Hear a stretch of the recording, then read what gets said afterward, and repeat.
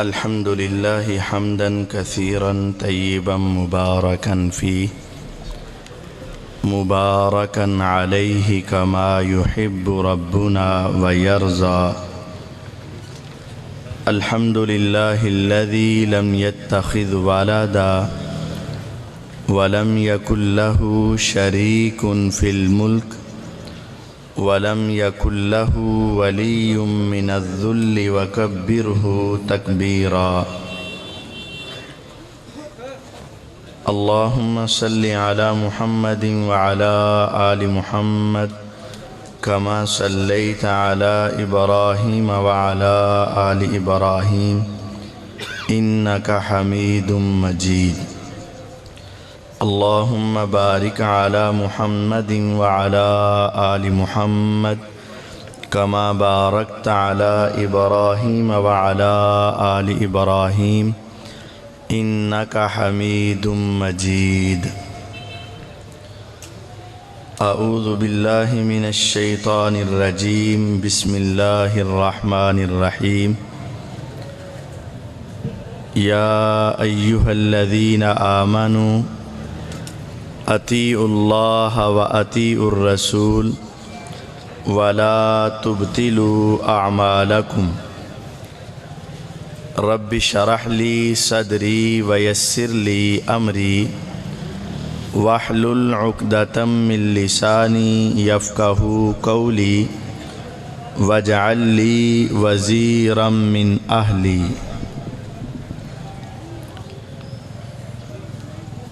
معزز سامعین کرام، مجھ سے قبل آپ بہت ہی عالمانہ فاضلانہ خطاب بڑی پیاری آواز میں سن رہے تھے، اور شیخ محترم دلائل کے ساتھ یہ بات آپ کے سامنے رکھ رہے تھے کہ حضور علیہ السلام اس دنیا سے تشریف لے گئے، اور وہ دن سوموار کا دن تھا اور تاریخ 12 ربیع الاول تھی. اسی بات کو میں تھوڑا سا آگے بڑھانا چاہتا ہوں کہ پہلے اس بات پہ اتفاق تھا، اور بزرگ ابھی بھی جانتے ہیں کہ سب لوگ ہی 12 تاریخ کو 12 وفات کے نام سے جانتے تھے، لیکن اب کچھ لوگوں نے اس کا انکار کر دیا ہے، اور وہ کہتے ہیں کہ حضور 12 ربیع الاول کو فوت نہیں ہوئے.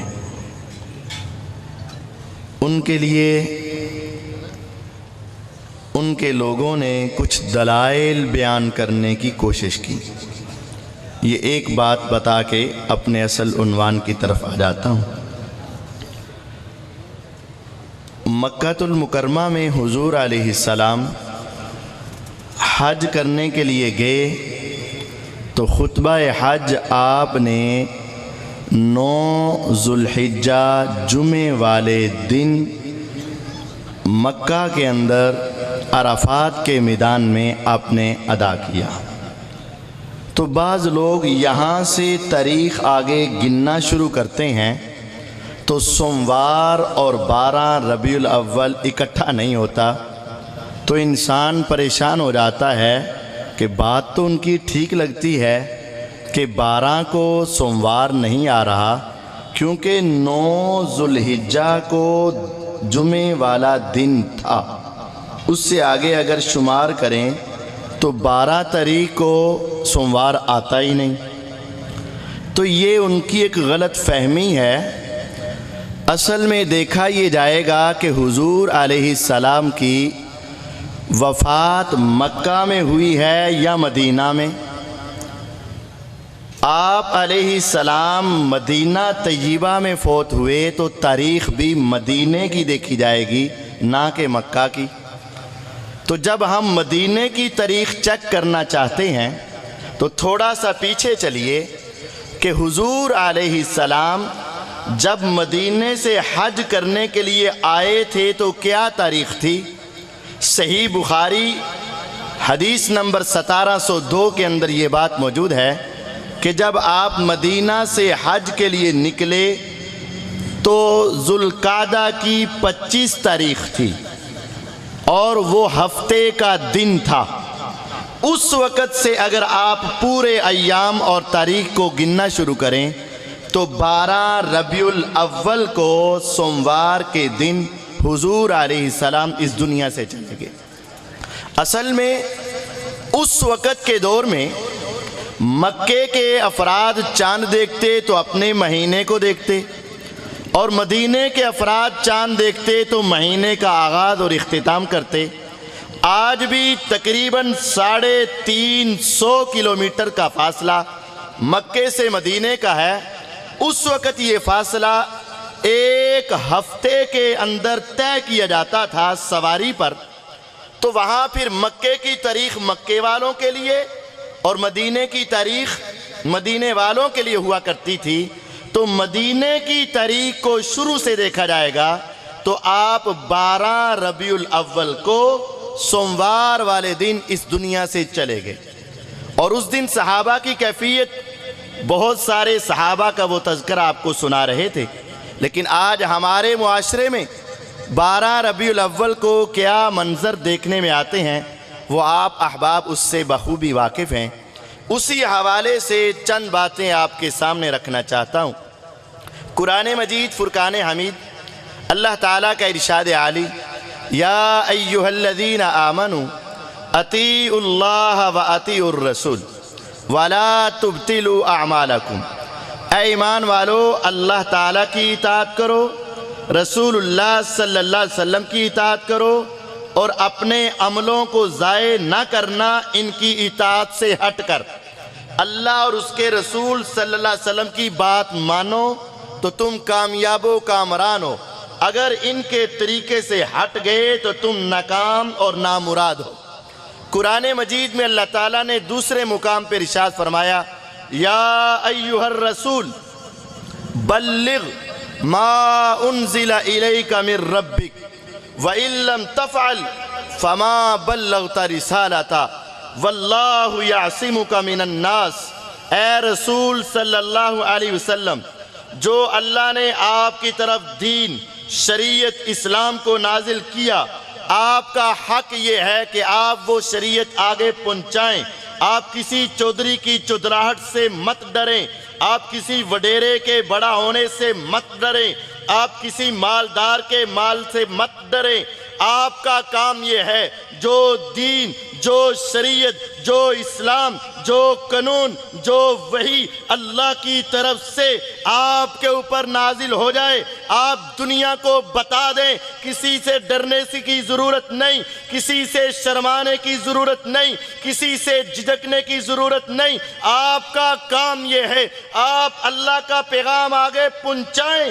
اگر آپ نے آگے نہ پہنچایا پھر آپ نے اپنی رسالت کا حق ادا نہ کیا۔ واللہ یعصمک من الناس، اللہ آپ کو سارے انسانوں سے بچا کر رکھے گا، کوئی آپ کا کچھ بگاڑ نہیں سکتا۔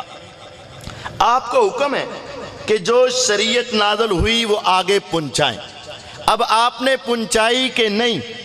آئیے صحیح بخاری کی حدیث، اماں عائشہ رضی اللہ عنہا کے پاس مسروق بیٹھے ہیں، تابعی ہیں، ایک ذرا ہلکی کرنا، مسروق تابعی ہیں، اور انہوں نے سوال کیا، اے امی عائشہ رضی اللہ عنہا مجھے یہ بتاؤ کیا رسول اکرم صلی اللہ علیہ وسلم نے اللہ تعالیٰ کو دیکھا ہے؟ امی عائشہ کہتی ہیں قف شعری، اے مسروق تیرا یہ سوال سن کے میرے رونگٹے کھڑے ہو گئے، تو نے سوال کیا کر دیا؟ یاد رکھ، 3 باتوں کے بارے میں یاد رکھ۔ جو شخص تین باتیں کرتا ہے وہ انسان جھوٹ بولتا ہے، اس کو غلطی لگ گئی، وہ خطا کار ہے، اور وہ روئے زمین کا سب سے بڑا غلط کہنے والا ہے جس نے تین باتیں کی۔ پہلی بات، جس نے کہا کہ معراج کی رات حضور علیہ السلام نے اللہ کو دیکھا، اس نے بہت بڑی غلطی کی۔ کیوں؟ آپ معراج کی رات آسمانوں پر گئے تھے، لیکن 70,000 نور کے پردے کے پیچھے میرے رب تعالیٰ تھے، کلام ہوا تھا، دیدار نہیں ہوا تھا۔ روز قیامت دیدار ہوگا۔ جو تمہیں کہے کہ آپ نے اللہ کو دیکھا، اس نے غلط کہا، اور جو تمہیں کہے کہ پیغمبر علیہ السلام غیب جانتے ہیں، اس نے غلط کہا، اور جو تمہیں یہ کہے کہ نبی علیہ السلام نے دین کی بات کو چھپایا، اس انسان نے بھی غلط کہا، کیونکہ اللہ تعالیٰ فرما رہے ہیں یا ایھا الرسول بلغ ما انزل الیک من ربک، اے رسول صلی اللہ علیہ وسلم جو شریعت آ گئی آپ آگے پہنچا دیں۔ میرے آقا نے سارا دین آگے پہنچا دیا، آپ نے اس میں سے ایک بات بھی چھپائی نہیں، کوئی دین چھپایا نہیں چھپایا، اور وہ دین آپ پر کامل اور مکمل ہوا۔ جب آپ حجۃ الوداع پر گئے، حج کے لیے گئے، 9 ذوالحجہ تھی، عرفات کا میدان تھا، آپ صحابہ کے سامنے آئے تو آسمان سے قرآن اترا، الیوم اکملت لکم دینکم واتممت علیکم نعمتی ورضیت لکم الاسلام دینا۔ اے لوگو، اللہ تعالیٰ فرما رہے ہیں وہ اسلام، وہ دین، وہ نعمت جو میں نے آدم علیہ السلام سے شروع کیا، موسیٰ علیہ السلام تک پہنچی، ابراہیم علیہ السلام آئے، عیسیٰ علیہ السلام آئے، بالآخر محمد صلی اللہ علیہ وسلم آئے۔ اللہ تعالیٰ نے جو شریعت کو، جو نظام کو شروع کیا تھا، آج اللہ تعالیٰ نے پیغمبر علیہ السلام پہ اس نعمت کو مکمل کر دیا۔ الیوم اکملت لکم دینکم، آج تمہارے لیے تمہارا دین مکمل ہوا، واتممت علیکم نعمتی، میں رب نے اپنی نعمت کو تمام کیا، ورضیت لکم الاسلام دینا، اور اسلام بطور مذہب تمہارے لیے پسند کیا۔ اسلام مکمل، دین مکمل، شریعت مکمل، اللہ کے احکامات مکمل، اس کے بعد اللہ تعالیٰ کی طرف سے کوئی نیا حکم نازل نہیں ہوا تھا۔ پھر آپ نے جب دیکھا کہ اللہ کی وحی اور شریعت مکمل ہو چکی ہے، 1,40,000 صحابہ کے قریب تمام صحابہ وہاں موجود تھے، پھر آپ نے ان سے ایک بات پوچھی، لوگوں بتاؤ حل بلغت، کیا میں نے اللہ کا دین تمہیں پہنچایا، اللہ کی شریعت تمہیں پہنچائی؟ سب نے کہا نعم، ہاں پیغمبر علیہ السلام آپ نے سارا دین پہنچا دیا، جو اللہ نے اتارا وہ آپ نے آگے پہنچایا، جو اللہ نے بتایا وہ آپ نے آگے سمجھایا، جو میرے اللہ تعالیٰ نے بھیجا آپ نے آگے بتا دیا۔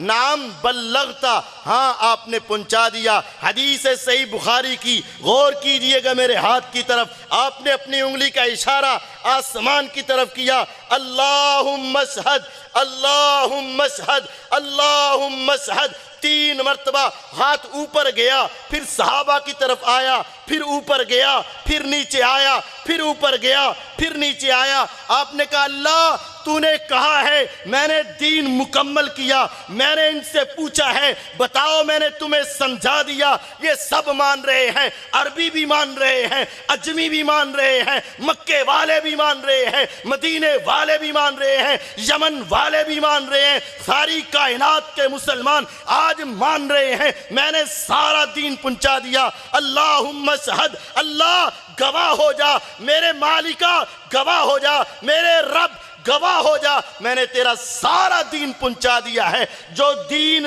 تھا وہ پہنچ گیا، جو نہیں پہنچا وہ دین ہو سکتا نہیں ہو سکتا۔ بات سیدھی ہے، بات صاف ہے۔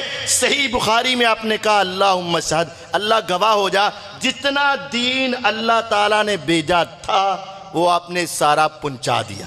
اب جو پہنچا ہے وہ دین ہے، جو اس وقت تک نہیں پہنچا وہ دین نہیں۔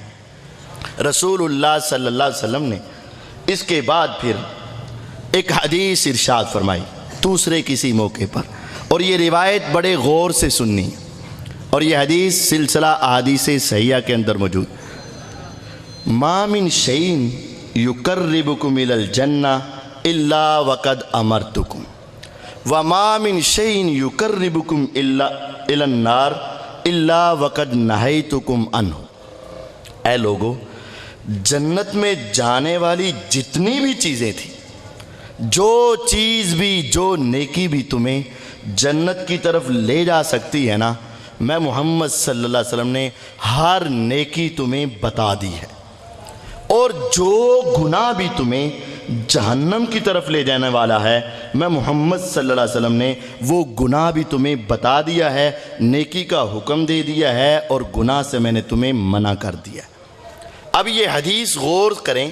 آپ نے فرمایا جنت میں جانے والا ہر راستہ، جنت میں لے جانے والا ہر عمل میں نے تمہیں بتایا.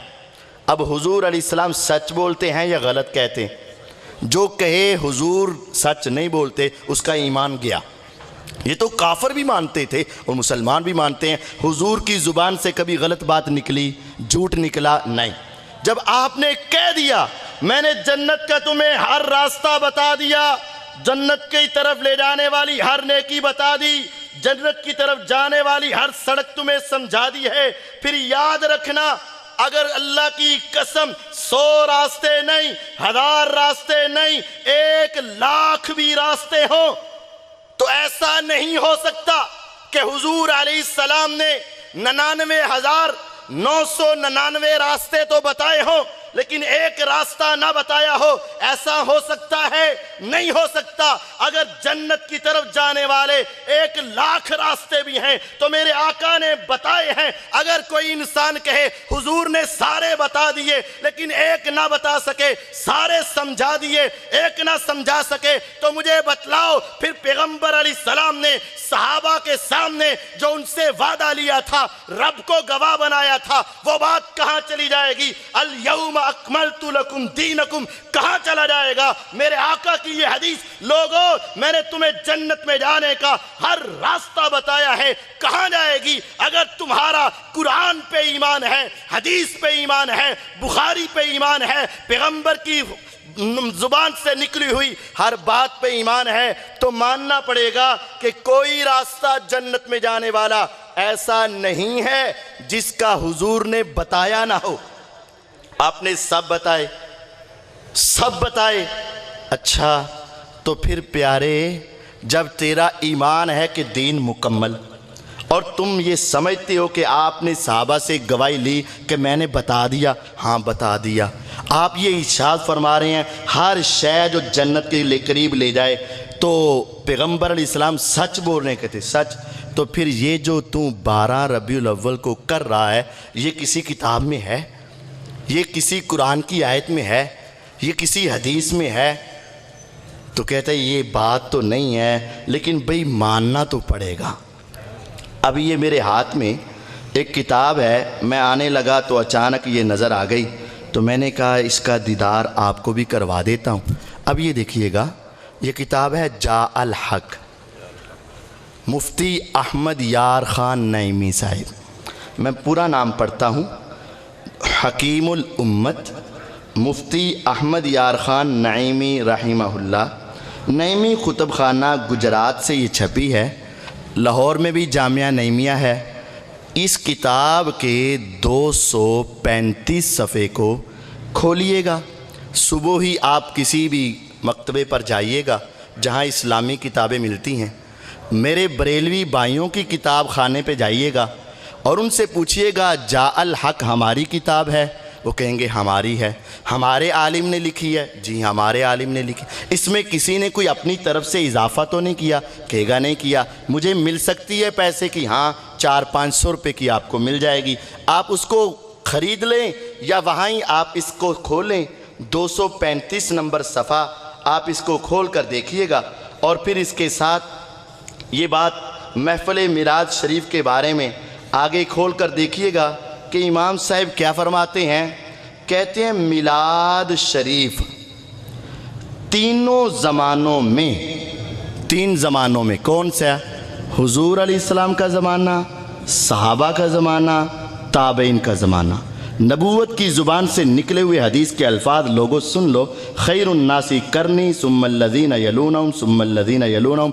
रूए ज़मीन पर सबसे बेहतरीन ज़माना किसका है? हुजूर का, और उसके बाद सहाबा का, और उसके बाद ताबईन का। कितने ज़माने हुए? 3। ये इरशाद फरमाते हैं, इधर अरबी लिखी है इधर उर्दू लिखी है, आप खुद पढ़ लीजिएगा। फरमाया इमाम सखावी ने फरमाया, मिलाद शरीफ तीनों ज़मानों में किसी ने ना किया। 3 ज़मानों में मिलाद शरीफ का कोई सबूत न था। पैगंबर अलैहिस्सलाम पे दीन मुकम्मल हुआ, सहाबा ने उसके ऊपर अमल करके दिखाया। मेरे आका ने इरशाद फरमाया, सबसे बेहतरीन ज़माना मैं पैगंबर का ज़माना, मेरे बाद दूसरे नंबर पे, सेकंड नंबर पे बेहतरीन ज़माना मेरे सहाबा का ज़माना, 3rd नंबर पे, तीसरे नंबर पे बेहतरीन ज़माना मेरे ताबईन का ज़माना। और यहाँ क्या है? उर्दू ज़ुबान में लिखा हुआ है कि हुजूर अलैहिस्सलाम मिलाद शरीफ तीनों ज़मानों में किसी ने ना किया, तो फिर कब हुआ? कहते हैं बाद में ईजाद हुआ। बाद में ईजाद, ये लफ्ज़ है ईजाद उर्दू में। दीन नाजिल होता है कि ईजाद होता है? दीन तो नाजिल होता है, शरीयत नाजिल होती है, वही नाजिल होती है, अहकामात नाजिल होते हैं। जो ईजाद किया जाए, ईजाद का माना नए सिरे से बनाना। मोबाइल फ़ोन ईजाद हुआ है, ये टेक्नोलॉजी ईजाद हुई है, ये स्पीकर का बनाना ये ईजाद हुआ है, ये सारे काम ईजाद हैं। शरीयत ईजाद नहीं होती, दीन ईजाद नहीं होता, सुन्नत ईजाद नहीं होती, नेकी ईजाद नहीं होती, नेकी आसमान से नाजिल होती है। यहाँ लिखा है ये ईजाद हुआ। सवाल है, तीनों ज़मानों में तो नहीं था, तो भाई ईजाद कब हुआ? कहते हैं आगे ही पढ़ लो। आगे ही फरमाते हैं, जिस बादशाह ने पहले इसको ईजाद किया, ईजाद करने वाले पैगंबर अलैहिस्सलाम नहीं, सहाबा नहीं, ताबईन नहीं, आइमा नहीं, मुहद्दिसीन नहीं, फुकहा नहीं, कोई इमाम नहीं। ईजाद करने वाला कौन? जिस बादशाह ने पहले इसको ईजाद किया वो शाह अरबल है। अरबल अराक का एक इलाका है, वहाँ का ये शाह है। और इब्ने दहिया ने इसके लिए मिलाद शरीफ की एक किताब लिखी, जिस पर बादशाह ने उसको 1000 अशरफियाँ नज़र की। सबसे पहले इब्ने दहिया ने इस उन्वान पे अपनी तरफ से किताब लिखी, बादशाह ने ईजाद करवाया और इसने 1000 अशरफियाँ उसको इनाम दी। अब बात सीधी सादी है, सही, ये बात बिल्कुल वादे है। जाअल हक किताब है, मिलाद का उन्वान है, मुफ्ती अहमद यार खान साहब नईमी है, उन्होंने अपनी किताब में उर्दू ज़ुबान में ये बात लिख के तेरे और मेरे अकीदे की इस्लाह का सामान कर दिया है। अगर तुमने कलमा मुहम्मदुर रसूलुल्लाह सल्लल्लाहु अलैहि वसल्लम का पढ़ा है, अगर तुमने इताअत अल्लाह और उसके रसूल की करनी है, अगर तुमने बेहतरीन ज़माना मुहम्मदुर रसूलुल्लाह सल्लल्लाहु अलैहि वसल्लम का देखना है, तो वादे लिखा है पैगंबर अलैहिस्सलाम के ज़माने में, सहाबा के ज़माने में, ताबईन के ज़माने में मेरे भाई इसका वजूद न था। 400 साल के बाद अरबल के एक बादशाह ने इसको ईजाद किया था। तुम सोचोगे अरे 400 साल के बाद उनको क्या ज़रूरत पड़ गई कि इसको ईजाद करे, उनको क्या ज़रूरत पड़ गई इसको आगे बढ़ाएं। तो मेरे हाथ में एक और किताब है, रसाइले मिलादे हबीब है, जो आपके सामने गुंबद की तस्वीर है, मकतबा हनफिया से छपी है। और ये किताब हर मकतबा हनफिया से मिल सकती है। इसके सफ़ा 111 पे उन्होंने लिखा है कि हमने ये मिलाद क्यों मनाया। कहते हैं गैर अक़वाम के मेल जोल ने उनको इस अमर की तरफ मजबूर कर दिया, जिस तरह वो लोग अपने असलाफ की यादगारें कायम करते थे, इसी तरह मुसलमान भी इस्लामी शान और शौकत ज़ाहिर करने के लिए मजबूर हो गए, वो भी अय्यामुल्लाह के मनाने में कोशिश करें। ये बात समझ आई है कि नहीं आई? वो कहते हैं जब गैर कौमें हमारे साथ मिली, हमने यहूदियों को देखा उनके भी त्यौहार हैं, ईसाइयों को देखा उनके भी त्यौहार हैं, ईसाई अपने पैगंबर की पैदाइश को मनाते हैं, तो मुसलमानों ने भी गैर कौमों को देखकर अपने पैगंबर की तारीख मिलाद को मनाना शुरू कर दिया है। यानी ये बात वाज़ेह है, ना कुरान में इसका वजूद है, ना हदीस में इसका वजूद है, ना फिका में इसका वजूद है, ना शरीयत में इसका वजूद है, ना इमाम मालिक इसको मानते हैं, ना इमाम शाफी इसको मानते हैं, ना इमाम अहमद बिन हम्बल इसको मानते हैं, ना इमाम अबू हनीफा राहिमहुल्लाह, कोई इसको नहीं मानता। दलील क्या है? दूसरे लोग अपने नबियों की विलादत बर्थडे मनाते हैं तो मुसलमानों ने भी मनानी शुरू कर दी है। ये दलील है। तकबीर, बस बस नारे तकबीर, मसले के हक अहले हदीस, बस के हक अहले हदीस हजरत मौलाना मुफ्ती अल्लामा अतीकुर रहमान अलवी साहब, हजरत मौलाना कारी मोहम्मद अकरम साहब कुटवी साहब जिंदाबाद, मौलाना हनीफ रब्बानी साहब जिंदाबाद, ना हनफिया न जाफरिया, ना हनफिया न जाफरिया, ना हनफिया न जाफरिया, हजरत अल्लामा अतीकुर रहमान अलवी साहब। बात सुनिएगा, सही जामी तिरमिज़ी की हदीस अबू दाऊद में मौजूद है। 2 हदीस की किताबों के हवाले बड़ी ज़िम्मेदारी से देकर जा रहा हूँ। यहाँ बैठकर भी हदीस का नंबर आप चाहेंगे तो आपको सब कुछ बता दिया जाएगा, और आपने सुन रखी है, लेकिन सिर्फ आपकी याद दहानी के लिए। हुजूर अलैहिस्सलाम ने फरमाया, यहूदियों के 71 फ़िरके हुए, ईसाइयों के एक बढ़ गया तो 72 हो गए। ए मेरी उम्मत, सतफ्तरिक उम्मती अला सलासिन व सबईन फ़िरका, मेरी उम्मत एक आगे जाएगी तो मेरी उम्मत के 73 फ़िरके हो जाएंगे। हदीस सुनी है, सही जामी तिरमिज़ी अबू दाऊद में मौजूद। कुल्लुहुम फिन्नार, सारे जहन्नम में, इल्ला वाहिदा, सवाए एक के। ये हदीस है। आपने फरमाया मेरी उम्मत के 73 फ़िरके, 73 गिरोह, 73 फ़िरके बन जाएंगे। कुल्लुहुम, सारे के सारे, फिन्नार, जहन्नम में, इल्ला वाहिदा, सिर्फ एक जन्नत में जाएगा। जब आपने ये इरशाद फरमाया, सहाबा तड़प गए, ए पैगंबर अलैहिस्सलाम जरा जल्दी से बताइए, आपकी उम्मत के 73 फ़िरके, 72 जहन्नम में, एक जन्नत में, वो एक जन्नत में जाने वाला गिरोह कौन सा है? हमने तो अपनी औलादों को छोड़ा सिर्फ एक उस जन्नत में जाने के लिए, वालिदैन को छोड़ा जन्नत में जाने के लिए, अपने अजीज़ो अकारब को छोड़ा जन्नत में जाने के लिए, अपने गली मोहल्ले को छोड़ा जन्नत में जाने के लिए, अपने कारोबार को छोड़ा जन्नत में जाने के लिए, हिजरतें की जन्नत में जाने के लिए। आका, आपने क्या सुना दिया? उम्मत के 73 फ़िरके, 72 जहन्नम में जाएंगे, एक जन्नत में जाएगा। आका जरा जल्दी से बता दे, वो एक गिरोह कौन होगा? मेरे पैगंबर की जुबान, नबूवत वाली जुबान, वही के जरिए से हरकत में आती है। कुरान कहता है, वमा यंतिकु अनिल हवा इन हुवा इल्ला वहयुन यूहा,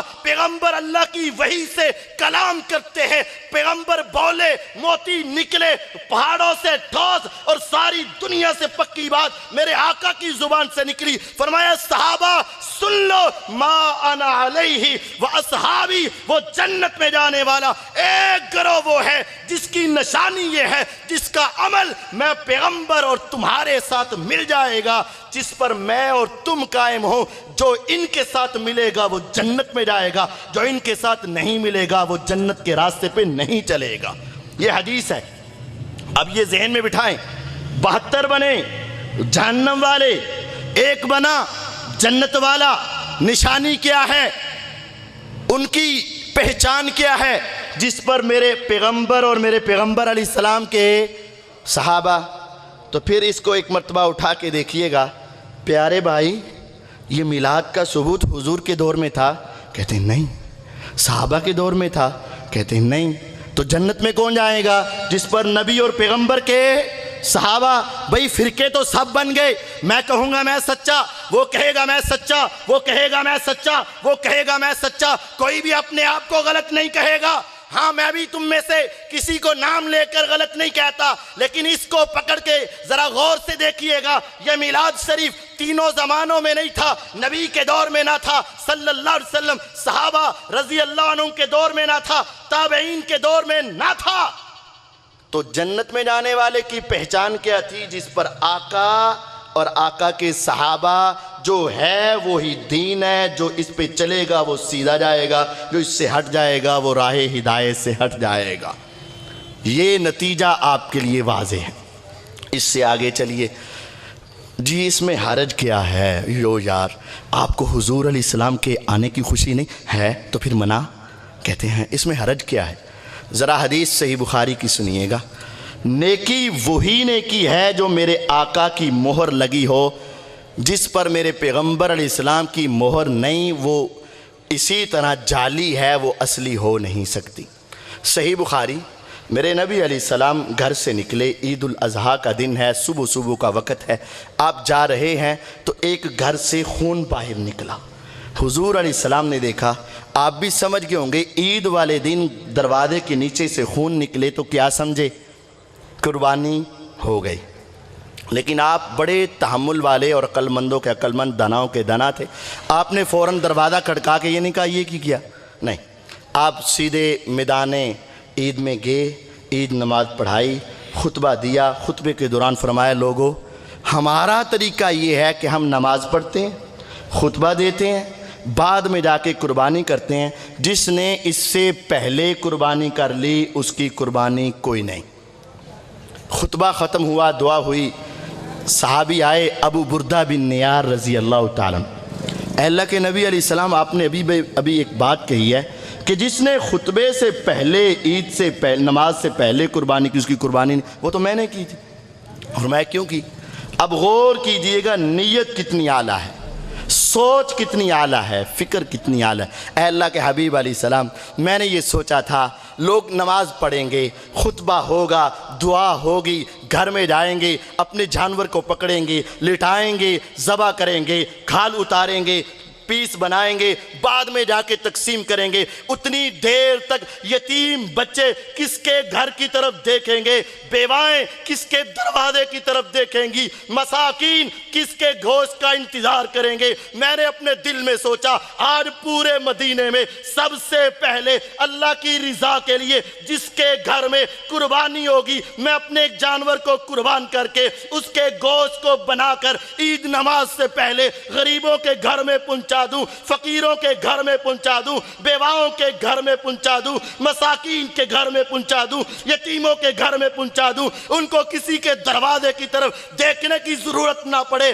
کسی کے آنے کا انتظار نہ رہے۔ آقا میں نے تو غریبوں کا خیال کیا، مسکینوں کا خیال کیا، یتیموں کا خیال کیا، بیواؤں کا خیال کیا، اللہ کو جلدی راضی کرنے کے لیے میں نے یہ سارا کام کیا۔ فرمایا میرے صحابی تیری نیت اپنی جگہ پہ، تیری سوچ اپنی جگہ پہ، تیرا عمل اپنی جگہ پہ، لیکن سن لے دن وہی ہے، دن وہی ہے، قربانی وہی ہے، جانور وہی ہے، کرنے والا بھی وہی ہے، چھری بھی وہی ہے۔ حرج یہ ہے کہ میرا طریقہ نماز کے بعد کا ہے، تیرا طریقہ نماز سے پہلے کا ہے، جا تیری قربانی نہیں ہوئی ہے۔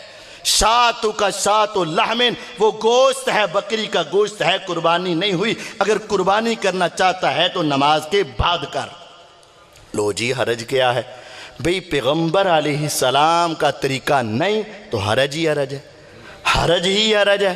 معروف حدیث آپ نے سن رکھی ہے، وہ تین آئے تھے، آپ کے گھر میں گئے تھے، آپ نہیں ملے تھے، پوچھا ہم نے مسجد میں آپ کی نماز تو دیکھی، گھر میں کیا عبادت ہے؟ ان کا اتنا لمبا قیام کرتے ہیں، کھڑے کھڑے پاؤں سوج جاتے ہیں، جب سجدے میں جاتے ہیں تو کبھی شک ہوتا ہے کہ کہیں حضور کی روح پرواز نہ کر گئی ہو، بہت لمبی نماز۔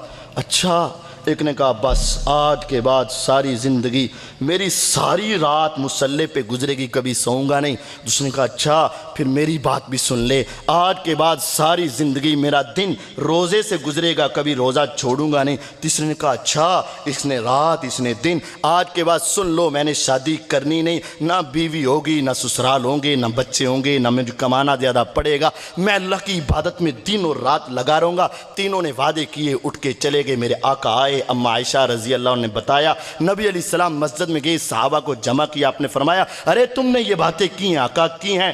اب غور کریں، نماز پڑھنا کوئی بری بات ہے؟ تہجد پڑھنا کوئی بری بات ہے؟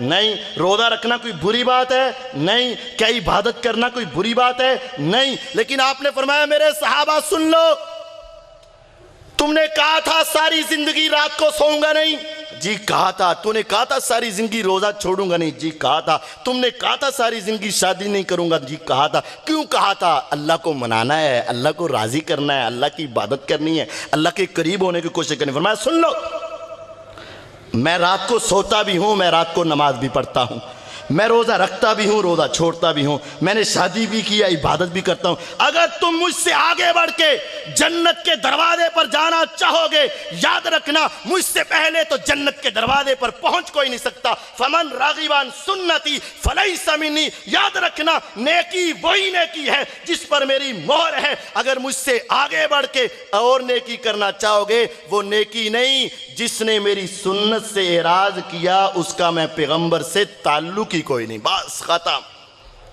نماز پڑھنا چاہتے تھے لیکن اپنی مرضی سے، روزہ رکھنا چاہتے تھے لیکن اپنی مرضی سے، عبادت کرنا چاہتے تھے لیکن اپنی مرضی سے۔ فرمایا نہیں، فمن راغب عن سنتی فلیس منی، جس نے میری سنت سے منہ موڑا اس کا میرے ساتھ کوئی تعلق نہیں۔ کوئی سنت میں تھوڑا سا آگے بڑھے، تہجد میرے نبی کی سنت ہے لیکن وہ ذرا آگے بڑھنا چاہتے تھے، روزے رکھنا میرے نبی کی سنت ہے لیکن وہ ذرا آگے بڑھنا چاہتے تھے، عبادت کرنا میرے نبی کی سنت ہے لیکن وہ آگے بڑھنا چاہتے تھے۔ فرمایا میری سنت سے آگے بڑھو گے تو تعلق کوئی نہیں، اور جو سنت ہو ہی نہ اس کو اپنی طرف سے دین بنا دینے والے کا حشر روزے قیامت کیا ہوگا؟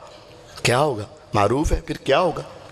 صحابہ آئے، اے اللہ کے نبی علیہ السلام آج ہم سے آپ بڑا پیار کرتے ہیں، بڑی محبت کرتے ہیں، آپ ہمیں قریب کرتے ہیں، مسکرا کے ملتے ہیں، روز قیامت ہوگا، میدان محشر ہوگا، انبیاء اولیاء شہداء صلحاء اتقیاء ساری دنیا، آدم علیہ السلام سے لے کر آخری انسان تک ساری دنیا آ جائے گی، ارب ہا کھرب ہا انسانیت آ جائے گی۔ اتعارفونا، آپ ہمیں پہچانیں گے؟ فرمایا کیوں نہیں آقا پہچانیں گے۔ یہاں تو حج کے موقع پر 35 لاکھ کا مجمع ہو، انسان بچھڑ جائے تو انسان جلدی ملتا نہیں۔ یہ تو 30-35 لاکھ ہیں، اگر 30-35 کروڑ ہو جائیں تو عالم کیا ہوگا؟ 30-35 ارب ہو جائیں تو عالم کیا ہوگا؟ 30-35 کھرب ہو جائیں تو عالم کیا ہوگا؟ آقا روز قیامت آپ ہمیں پہچان لیں گے؟ فرمایا پہچانوں گا۔ آقا کیسے پہچانیں گے؟ فرمایا مجھے یہ بتاؤ، ایک آدمی کے گھوڑوں کا استبل ہو، 1000 اس کے اندر گھوڑے ہوں، ان کے سارے رنگ سیاہ ہو، ایک گھوڑا ایسا ہو جس کی پیشانی سفید ہو،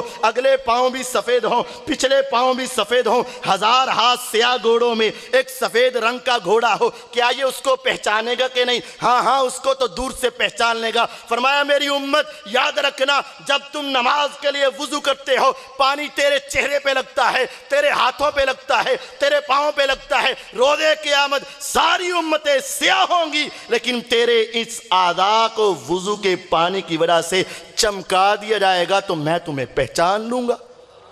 آپ پہچان لیں گے، ٹھیک ہے۔ پھر آپ نے فرمایا بات سنو میری، پہچان تو میں لوں گا، لکل نبی حوض، روز قیامت ہوگا، میدان محشر ہوگا، یوم تبدل الارض غیر الارض والسماوات، زمین بدل گئی، آسمان بدل گیا، کروڑوں میل کے فاصلے سے سورج کو کھینچ کر 1 میل کے اوپر لا کھڑا کیا جائے گا، جسم کو ڈھانپنے کے لیے لباس نہیں، سر کے اوپر کوئی سایہ نہیں، پاؤں میں جوتا نہیں، بغیر لباس کے بغیر جوتوں کے ساری انسانیت وہاں جمع ہوگی۔ اتنا ازدحام اور رش ہوگا کہ حبس کی وجہ سے لوگ بے ہوش ہو رہے ہوں گے اور ان کے پسینے ان کے اپنے جسم کے ارد گرد کھڑے ہو رہے ہوں گے، کسی کا پسینہ ٹخنے تک تک، کسی کا گھٹنے، کسی کا ناف، کسی کا سینے، کوئی پورا اپنے پسینے کے اندر ڈوبا ہوا ہوگا، لیکن میرے پاس ایک حوض ہوگا۔ حوض کوثر کیا ہے؟ آنیتھا کعدد نجوم السماء، اس کے پینے کے جو برتن اور گلاس ہیں، فرمایا جتنے آسمان کے ستارے ہیں اتنے وہ گلاس ہوں گے۔ آج ساری ٹیکنالوجی مل کے آسمان کے ستاروں کی تعداد نہیں بتا سکی، ساری دنیا مل جائے ان کی تعداد نہیں بتا سکتے، میرے آقا کے حوض کوثر کے برتنوں کی تعداد کوئی نہیں بتا سکتا۔ آج دنیا میں پانی ہے، اس کا کلر کیا ہے؟ شیشہ کلر ہے، رنگ اس کا اپنا کوئی نہیں، لیکن فرمایا روز قیامت ہوگا احلا من العسل وابید من اللبن فمن شرب شربا لم یظما ابدا۔ وہ دیکھنے میں آئے دودھ سے سفید ہوگا، پینے میں آئے شہد سے میٹھا ہوگا۔ آج ایک دن کا روزہ رکھنا ہو، گرمی کی شدت ہو، صبح 4-6 گلاس پانی کے پی کر بھی دوپہر اور سپہر کے وقت نڈھال ہو جاتے ہو، 50,000 سال کا دن ہوگا، سورج 1 میل کے فاصلے پر ہوگا۔ فرمایا سنو، جس نے میرے حوض کوثر سے ایک گھونٹ بھی پی لیا 50,000 سال میں کبھی اس کو پیاس نہیں لگے گی، نہیں لگے گی، نہیں لگے گی۔ اتنا پیارا پانی، ایک گھونٹ مل جائے تو تیری آخرت سنور جائے گی۔ آپ نے فرمایا میں وہاں کھڑا ہوں گا، میری امت آئے گی، میں ان کو پانی پلاؤں گا، میری امت آئے گی، میں ان کو پانی پلاؤں گا۔ ایک میری امت کے لوگ آئیں گے، چہرے چمک رہے، ہاتھ چمک رہے، پاؤں چمک رہے، میں سمجھ جاؤں گا یہ میری امت ہے، یہ میرے نمازی بندے ہیں۔ میں بڑی بے تابی سے، بڑی بے قراری سے، جیسے ایک ماں اپنے بچے کے لیے بے تاب ہوتی ہے، اس سے کئی گنا بڑھ کے میں اپنی امت کے انتظار میں کھڑا ہوں گا۔ جب وہ میرے قریب آ پہنچیں گے، بالکل قریب آئیں گے، فحیل بینہما بجدار، ہمارے ان کے درمیان اچانک دیوار آ جائے گی، میں بڑا بے قرار ہو کے کہوں گا اصحابی اصحابی امتی امتی اصحابی اصحابی۔ 3 حدیثیں ہیں، اے لوگو، اے اللہ، اے فرشتوں، یہ تو میرے ساتھی ہیں، یہ تو میرے ماننے والے ہیں، یہ تو میری امت ہیں، میں ان کو پہچان چکا ہوں، ان کے چہرے چمک رہے ہیں، ان کے ہاتھ چمک رہے ہیں، ان کے پاؤں چمک رہے ہیں، میں ان کو پہچان چکا ہوں، ذرا دیوار کو پیچھے ہٹا دو، میں ان کو ذرا تھوڑا سا پانی پلا دوں۔ آگے سے جواب کیا آئے گا؟ یا محمد صلی اللہ علیہ وسلم، آقا آپ سچ کہہ رہے ہیں، یہ آپ کی امت ہے، لیکن بات یہ ہے انک لا تدری ما احدثوا بعدک۔ حضور آپ جو پورا دین دے کر گئے تھے نا، جس پر آپ نے اللہ کو گواہ بنایا تھا نا، جو اللہ نے فرمایا تھا نا کہ ہاں الیوم اکملت لکم دینکم، ان کو اس پر تسلی نہ ہو سکی۔ اے حضور علیہ السلام، انہوں نے اس دین کے اندر اضافہ کیا۔ حضور جب سنیں گے آپ کے چہرے کے اثرات اور تیور بدل جائیں گے۔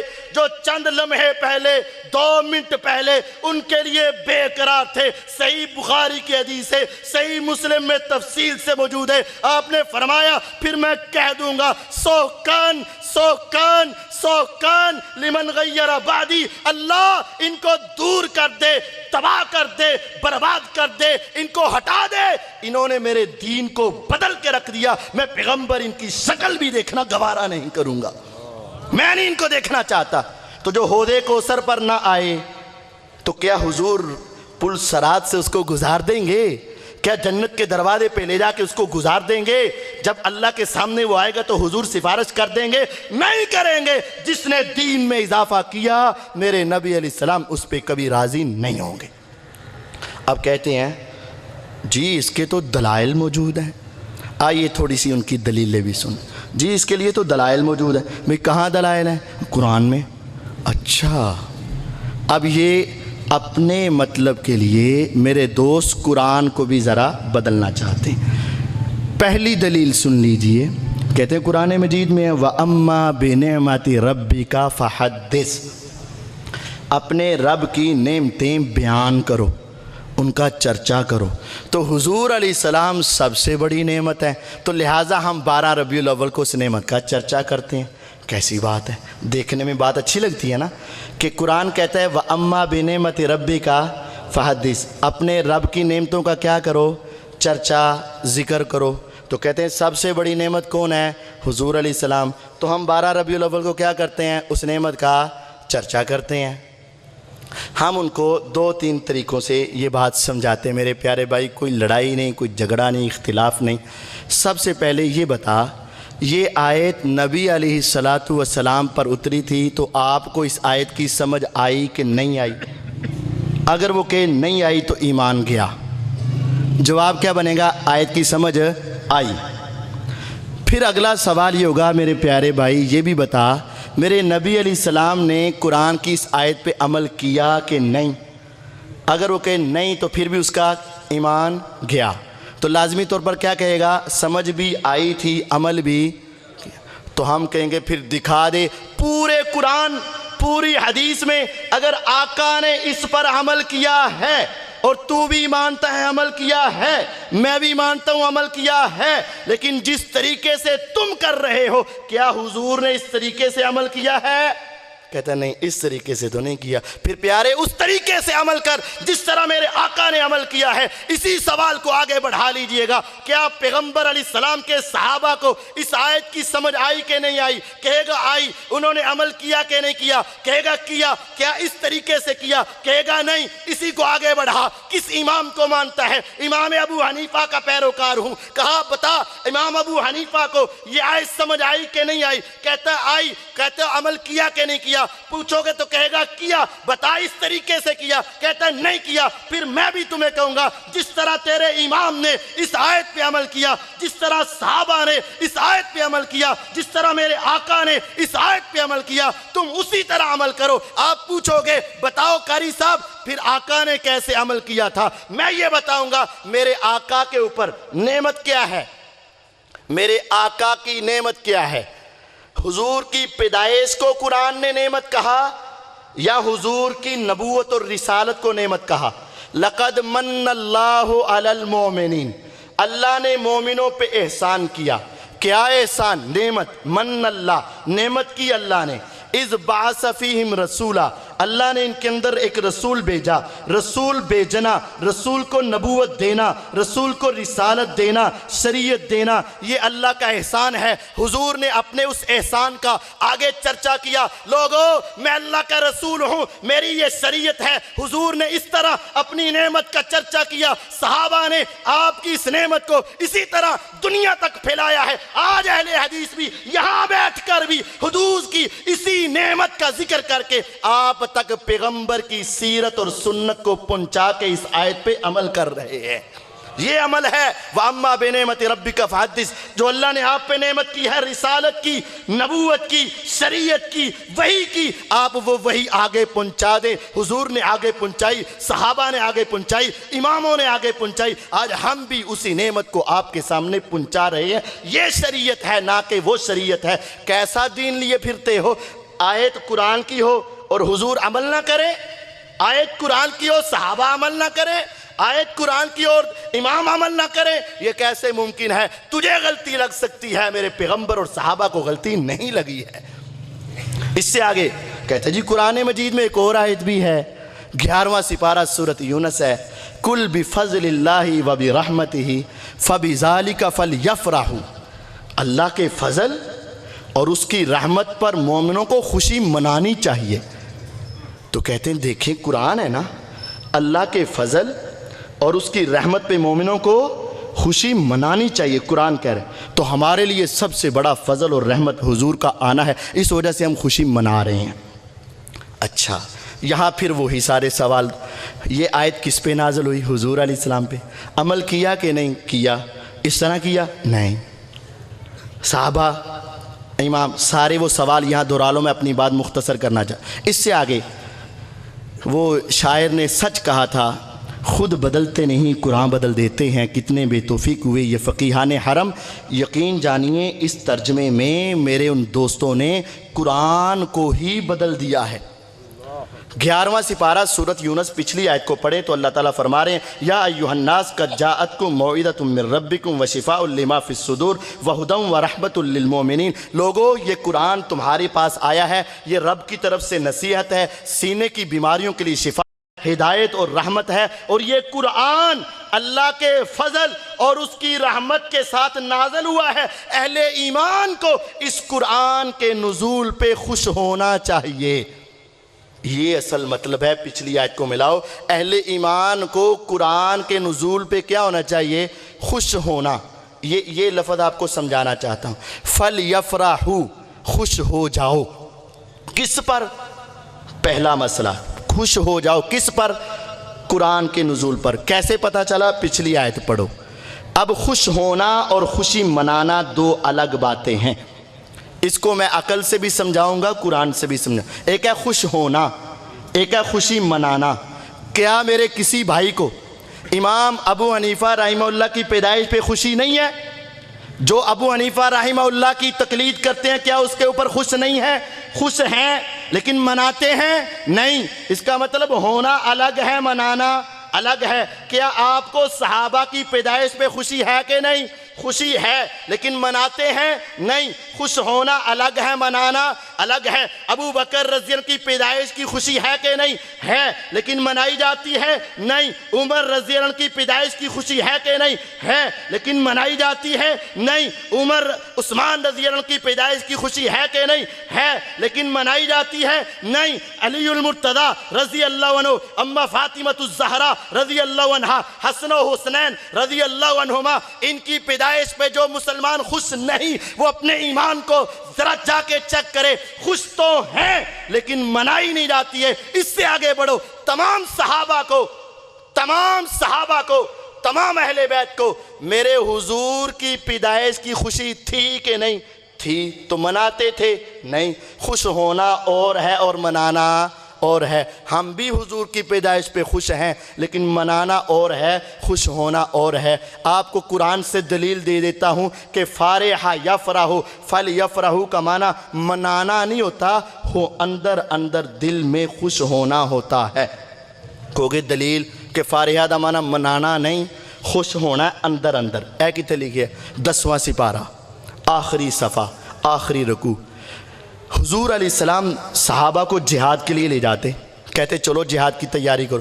مسلمان تو بڑی خوشی سے کرتے، جائیں گے، کفار سے ٹکرائیں گے، اگر شہید ہو گئے تو جنت کے دروازے کھل جائیں گے، غازی بن کے آگے تو ہماری حاضری لگ جائے گی. اللہ کے لیے لڑے تھے. لیکن منافق، ان کو پتا تھا ادھر مر گئے تو سیدھے جہنم میں، بچ گئے تو پھر بھی چوٹ لگ جائے گی، ہمیں کون سا ثواب ملنا ہے. منافق جو تھے جہاد میں جانے سے پہلے آ کر بہانے لگاتے، بچہ بیمار ہے، بیوی بیمار ہے، حالات خراب ہے، یہ ہیں وہ ہیں. حضور علیہ السلام کہتے چل ٹھیک ہے، چلو رہنے دو، نہ جاؤ. آپ ان کو چھٹی دے دیتے. جب وہ پیچھے آتے نا، قرآن کہتا ہے فارح المخلفون بمقعدہم خلاف رسول اللہ. منافق جب پیچھے آ جاتے تو دل ہی دل میں کیا ہوتے؟ خوش ہو جاتے کہ شکر ہے جان چھوٹ گئی. کیا منافق کو جب چھٹی ملتی خوشیاں منانا شروع کرتے، جھنڈی لگاتے شروع کر؟ نہیں. فارح یفرح کا معنی دل میں خوش ہونا. کہتے اچھا یار تسی قرآن نے دو آیتاں نو اگر صحیح دستا ہے تو ایک اور گل بھی تے دسو نا بھی کیا. کہتے اب بتا بخاری میں ہے کہ نہیں ہے؟ ابو لہب نے حضور علیہ السلام کی وفات کے اوپر اور پیدائش کے اوپر اپنی لونڈی سویبہ آزاد کی. ابو لہب مر گیا. کسی نے خواب میں دیکھا. کسی نے خواب میں دیکھا ابو لہب کی حالت بڑی بری ہے. تو پوچھا ابو لہب کی پاوی کی؟ کہنے لگا کوئی حال نہیں. تو پھر بتا کیسے گزارا؟ کہتا ہے ایک انگلی جس سے میں نے حضور کی پیدائش پر، اپنے بھتیجے کی پیدائش پر سویبہ لونڈی کو آزاد کیا تھا نا، اس انگلی سے مجھے پانی مل رہا ہے، اتنا تھوڑا سا مجھے سکون ہے. اب اس کے اوپر حاشیہ چڑھتا ہے.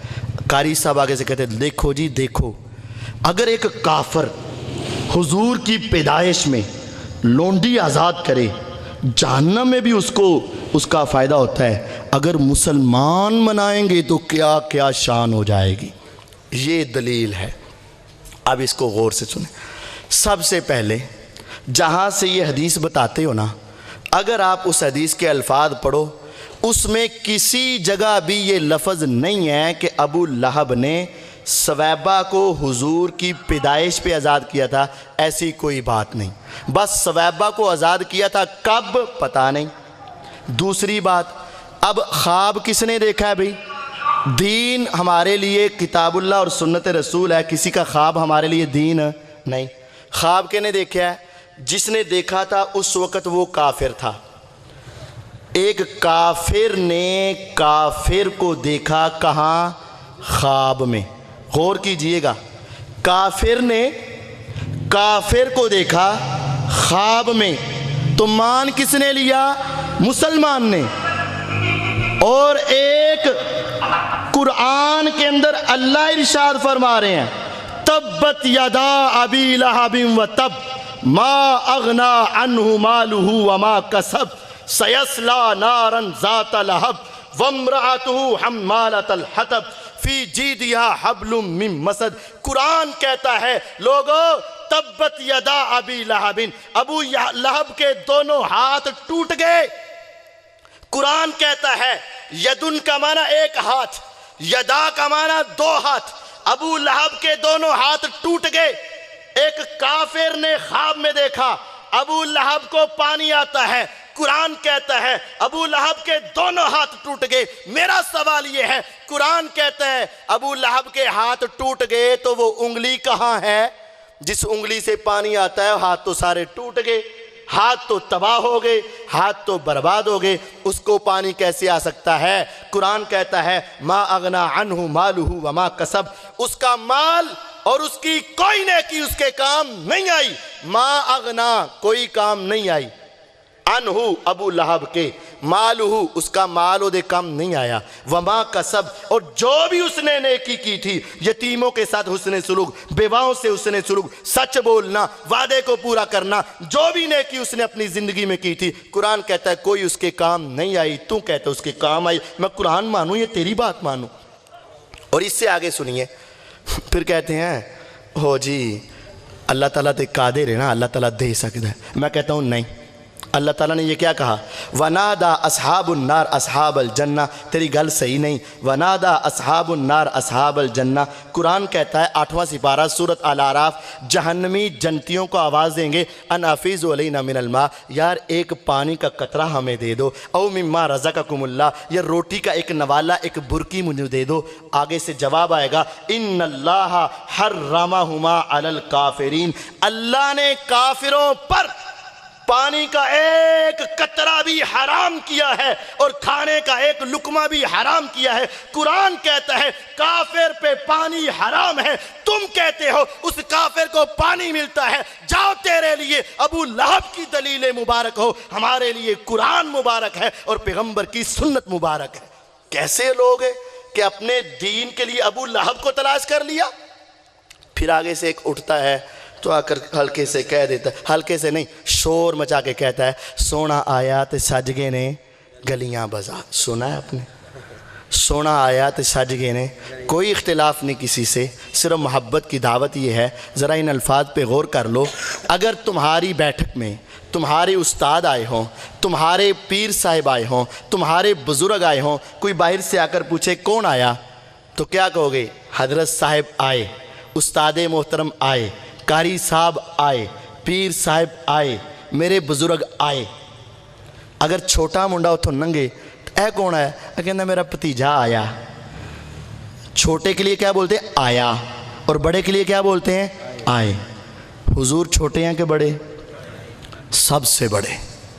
قرآن کہتا ہے یا ایھا الذین آمنوا لا ترفعوا اصواتکم فوق صوت النبی، اے ایمان والو تمہاری آواز کی سیکھو، تمہاری آواز کی سیکوینسی، تمہاری آواز کا لہجہ، تمہاری آواز کا اتار چڑھاؤ پیغمبر کی آواز سے اوپر نہ ہو۔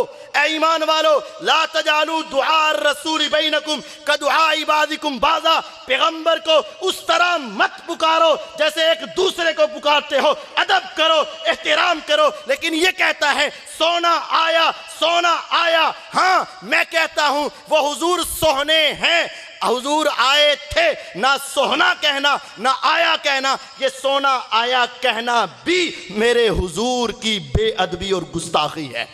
تم نے اپنا چھوٹا بھائی سمجھا ہے؟ اگر تم اپنے امام جتنی عظمت بھی سمجھتے، اپنے مفتی جتنی عظمت بھی سمجھتے، اگر اپنے بزرگ جتنی عظمت بھی سمجھتے، اپنے والد کے مقام کو بھی سمجھتے، تو پھر بھی تم نے کہنا تھا حضور آئے، لیکن تم نے کیا کہا؟ سونا آیا، جیسے تمہارا چھوٹا بھائی ہوتا ہے۔ یہ گستاخی ہے۔ اور اگلی گستاخی، سونا آیا تے سج گئے نے گلیاں بازار۔ بھئی حضور گلیاں بازار سجانے کے لیے تو نہیں آئے، حضور علیہ السلام تو مسجدیں آباد کرنے کے لیے آئے ہیں۔ हुजूर अलैहिस्सलाम तो अल्लाह के सामने लाने के लिए आए। एक सहाबी आए, आकर पूछा, ए पैगम्बर अलैहिस्सलाम, अय्युल बिका यहब्बु इलल्लाह, अय्युल बिलाद यहब्बु इलल्लाह, रुए ज़मीन पे सबसे कौन सी टुकड़ा और जगह है जो अल्लाह को सबसे ज़्यादा पसंद है? फरमाया, मेरे सहाबी जिब्रील आएंगे तो पूछ के बताऊँगा। जिब्राइल अलैहिस्सलाम आए तो कहा, जिब्रील अलैहिस्सलाम मुझे ये बता, अल्लाह को कौन सी जगह पसंद है? फरमाया, आका ये तो मुझे भी नहीं पता, रब्बे जलील से पूछ कर आऊँगा। जिब्राइल अलैहिस्सलाम गए, अल्लाह ताला से पूछ कर आए, फिर आपको बताया, आपने वो पैगाम आगे सुनाया। फरमाया, लोगों सुन लो, अहब्बुल बिकाई इलल्लाह मसाजिदुहा व अबगज़ुल बिकाई इलल्लाह अस्वाकुहा। मेरे सहाबा, रुए ज़मीन के जितने भी हसीन मंजर हों, रुए ज़मीन के जितने भी हसीन पोज हों, रुए ज़मीन के जितने भी सारी आला से आला जगह हों, लेकिन सुन लो, मेरे रब को पूरी दुनिया में सबसे ज़्यादा पसंद जगह वो है जहाँ मेरे रब का घर मस्जिद बन जाती है। और रुए जमीन पे सबसे ज्यादा गंदे, सबसे ज्यादा बुरे, सबसे ज्यादा नापसंदीदा, सबसे ज्यादा नफरत वाली जगह वो है जहां बाजार बन जाता है। मेरे अल्लाह को सबसे बुरी जगह बाजार लगते हैं और सबसे अच्छी जगह मस्जिद लगती है। कितना तेरा पैगंबर से दुश्मनाना रवैया है कि एक लफ्ज़ उस तरह के बोलता है और फिर कहता है मेरे हुजूर के आने पर ये बाजार सज गए, यानी कि ये गंदी जगह को मेरे आका के लिए सजाकर ये अपने लिए नजात का ज़रिया समझता है। अब सुनिए हदीस बुखारी की, सुनिए हदीस अबू दाऊद की। ये सजावट हुजूर को पसंद है कि नहीं? नहीं भाई, मैं तो पैसा लगा रहा हूँ, मैं तो इतने कपड़े, इतनी लाइटिंग, इतना कुछ कर रहा हूँ, क्यों हुजूर आ गए, सोना आया तो सज गए न गलियाँ बाजार। भाई ये पसंद नहीं है मेरे नबी अलैहिस्सलाम को। आप कैसे कह रहे हैं पसंद नहीं है? उठाओ सही बुखारी, उठाओ अबू दाऊद, मैं तुमसे हदीस दिखाता हूँ। अम्मा फातिमा ज़हरा रज़ी अल्लाह अन्हा और अली रज़ी अल्लाह ने एक सहाबी की दावत कर ली।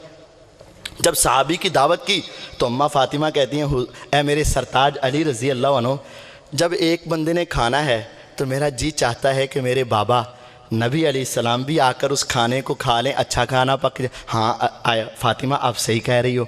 अली रज़ी अल्लाह अन्हु गए, नबी अलैहिस्सलाम को दावत दी, आप हमारे घर में आइएगा, आज आपकी दावत है। फरमाया ठीक है। उठाइए सही बुखारी।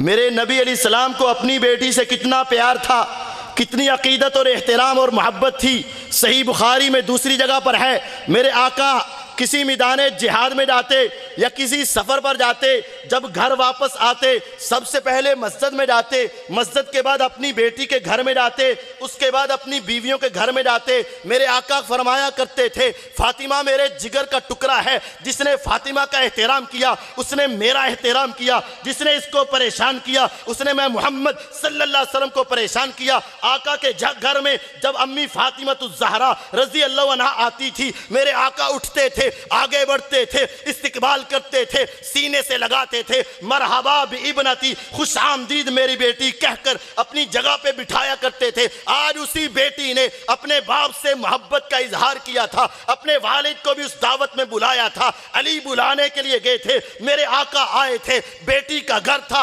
मस्जिद नबवी के पड़ोस में था, मदीनातुर रसूल में था। मेरे आका आए, दरवाजे की दहलीज पे हाथ रखा, काबे के रब की कसम अल्फाज का जिम्मेदार हूँ, हदीस का जिम्मेदार हूँ, जरा अपने ईमान को झंझोड़ के इस हदीस को सुन लेना और अपने दिल की तख्तियों पे लिख लेना। मेरे आका ने अपनी बेटी के घर के दरवाजे पर जब उसकी चौखट पे अपने हाथ रख के अंदर देखा, एक पर्दा लटक रहा है, सिर्फ दीवार पर है, उसका और कोई काम नहीं है, रोशनी रोकना काम नहीं है, हवा और उसके सामने लटकाना काम नहीं है, सिर्फ दीवार के ऊपर फजूल लटकाया हुआ है। मेरे आका ने उस ज़ेबो ज़ीनत को देखा, चेहरे को मोड़ लिया, पाँव को मोड़ लिया, आका वापस चले गए। अम्मी फातिमा ज़हरा रज़ी अल्लाह अन्हा परेशान हो गई, घबरा कर पूछी, ए अली, पैगंबर इस दुनिया के अंदर रहते हुए अगर मेरे दरवाजे से चले गए, सिर्फ पैगंबर नहीं जाएंगे, रब की रहमतें भी रूठ जाएंगी, जल्दी से जाके पूछो आका क्या हुआ है। सबसे पहले तो आप मेरे घर में आते थे, आज आप क्यों नहीं आए? अली रज़ी अल्लाह अन्हु फौरन उठे, आपके पीछे गए, पैगंबर अलैहिस्सलाम को मिले, आका हुआ क्या है, परेशान क्यों हुए हैं, वापस क्यों आए हैं, हमें भी तो बताइए ना। फरमाया अली सुनो, मैंने तुम्हारे घर में एक पर्दा देखा है, زیب و زینت کی گئی ہے، فضول لٹک رہا ہے، مالی ولی دنیا، مالی ولی دنیا، مالی ولی دنیا۔ میں پیغمبر کو دنیا سے کیا سروکار، میں پیغمبر کو دنیا سے کیا لینا دینا، میں پیغمبر کو دنیا کی خوبصورتی سے کیا تعلق ہے۔ فرمایا علی جب تک تمہارے گھر سے وہ پردہ نہیں اترے گا میں پیغمبر تمہارے گھر میں قدم نہیں رکھوں گا صلی اللہ علیہ وسلم۔ پیغمبر کی بیٹی کا گھر ہو، فضول خرچی ہو جائے، زیب و زینت ہو جائے، میرے آقا وہاں جیتے جاگتے بھی اپنی بیٹی کے دروازے سے مڑ کے واپس آ جائیں۔ اور تیرا ایمان کہتا ہے سونا آیا سج گئے گلیاں بازار۔ ارے تم یہ سمجھتے ہو سجاوٹ سے حضور آتے ہیں، حدیث بتاتی ہے حضور اس کو پسند ہی نہیں فرماتے ہیں۔ ان المبذرین کانوا اخوان الشیاطین، قرآن کا ترجمہ جا کے گھر سے پڑھ لینا۔ میرے نبی علیہ الصلوۃ والسلام آپ ہمیں یہ تعلیم دے رہے ہیں کہ یہ زیب و زینت ہمیں پسند نہیں ہے۔ پھر جب یہ بتاتے ہیں تو کہتے ہیں یہ بتا، اچھا اگر یہ غلط ہے تو خانہ کعبہ کے اوپر پردہ کیوں پڑا ہوا ہے؟ بھئی بات یہ ہے جس چیز کا ثبوت رسول صلی اللہ علیہ وسلم رکھیں وہ جائز ہے، جس سے منع کر دے وہ منع ہے۔ حضور کے دور میں خانہ کعبہ کے اوپر بھی پردہ ہوتا تھا۔ آپ نے اس وقت کہا تھا نا جب مکہ فتح ہوا سب کو معافی ہے، لیکن 4 بندوں کو معافی نہیں۔ اگرچہ وہ غلاف کعبہ کے اندر چھپ بھی جائیں پھر بھی معافی۔